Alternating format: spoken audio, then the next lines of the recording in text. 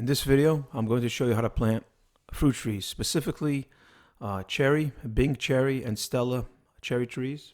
Now, the approach we use here can be used for plums, peaches, apples, pears, and many other fruit trees. Trees such as the Bing cherry require a pollinator to bear fruit, in this case Stella, black Tartarian, or Van. Other fruit trees that require a pollinator to bear fruit are apple trees. Always check the label. It'll identify if the tree is a self-pollinator or not. Before planting, the very first thing you want to do is identify a site that has direct sunlight and has sun all day for best fruit production. Avoid any locations that appear to be shady. The next step is to dig the hole. First, cut into the grass a hole twice the diameter of the plant. And you just want to cut into the surface so you can easily remove the grass. The hole we're going to dig will be large enough to hold all the root system of the tree and deep enough to cover all the roots properly. Now, when digging through this first layer of grass, you don't have to dig too deep, just enough to penetrate the surface and to easily remove the grass. You also want to put it aside so it doesn't accidentally fall back into the hole. I'm not a fan of using chemicals to kill the grass, wait a couple weeks, and then plant the tree. I'd rather just remove the grass.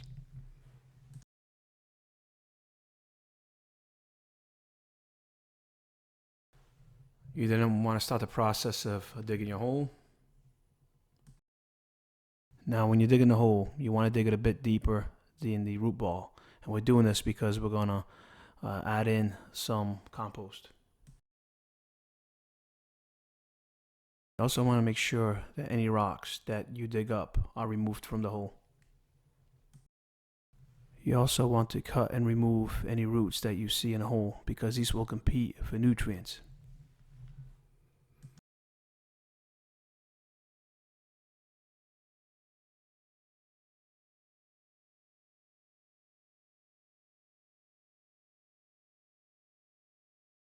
As you can see, we have a nice deep hole here to plant our fruit tree.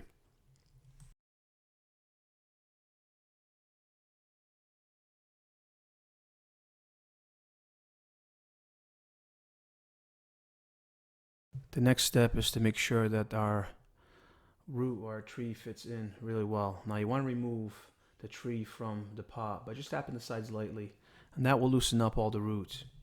Now gently just pull on the tree trunk and the bucket should give way. Next thing you want to do is just to measure the hole depth by putting the tree into the hole. The tree should be at ground level with the graft about 2 to 3 inches above ground level. And as you can see, the hole should be larger in diameter to accommodate the tree.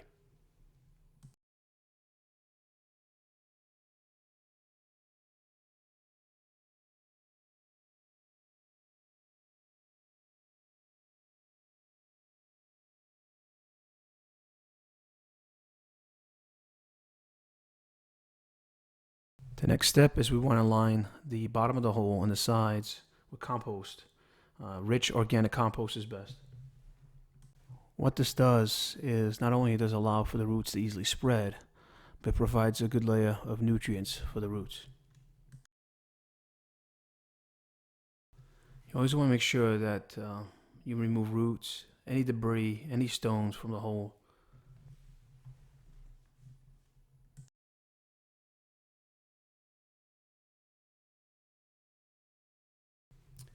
Next, you want to put the tree in a hole to see if it fits. One thing I do like to do is to loosen the roots at the bottom of the root ball. This allows, I believe, for better spread.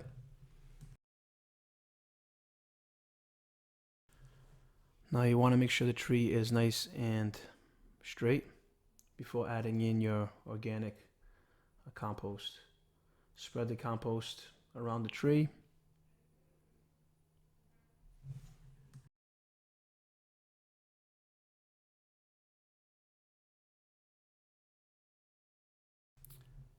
And then lightly step on it while making sure that the tree is standing upright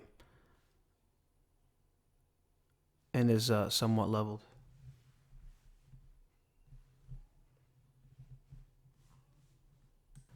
Just apply moderate pressure and continue to fill the hole with organic compost.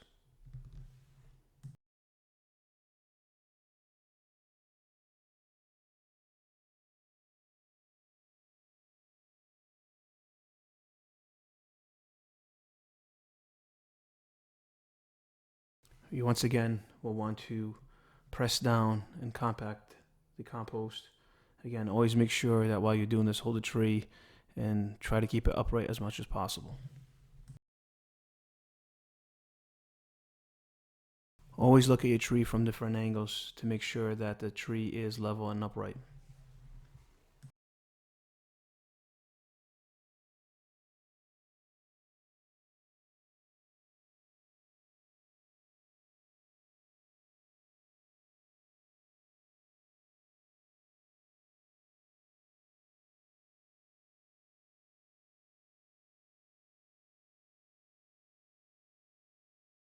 Newly planted trees require regular watering.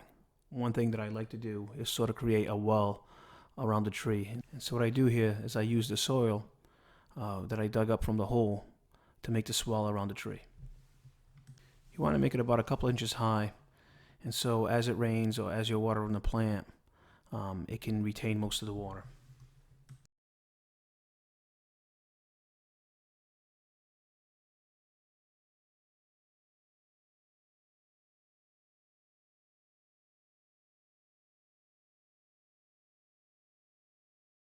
And when you're done, you should have something that looks like this, a nice round, large well around the tree. I like to compact the soil around the well so that rainwater doesn't damage it.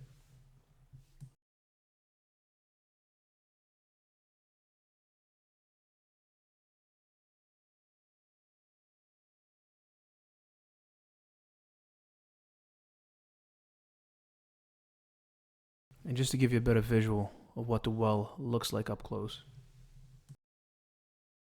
And as you can see, the tree is planted nice and upright. One thing that I want to remind you of is that when you're planting any type of dwarf trees, you should want to make sure that the graft is above the ground a couple of inches. And the graft is sort of this knuckle. The next step is to add mulch. In this case, I'm adding a rustic red extended weed control mulch, but you can use hemlock or any other type of mulch. What you want to do is fill the well with about 3 inches worth of mulch all around. Make sure that you spread the mulch evenly around the well.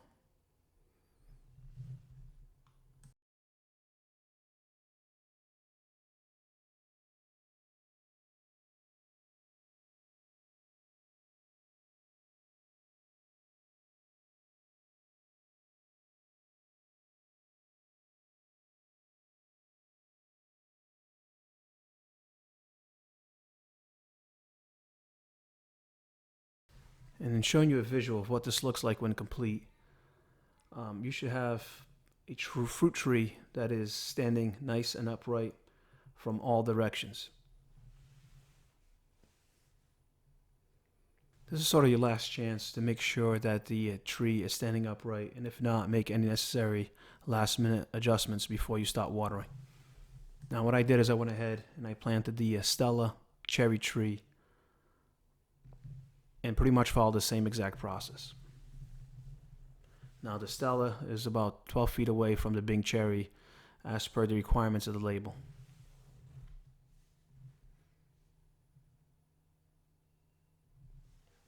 And again, you'll see on the Bing that it requires the Stella and the Van or Black Tartarian to pollinate it.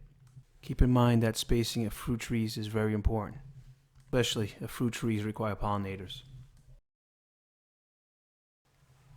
The final step is to water the tree. Again, you don't want to have the hose on full blast, just enough to basically soak it, and you want to soak it until the water reaches the top rim of the well. typically anywhere from 3 to 5 gallons.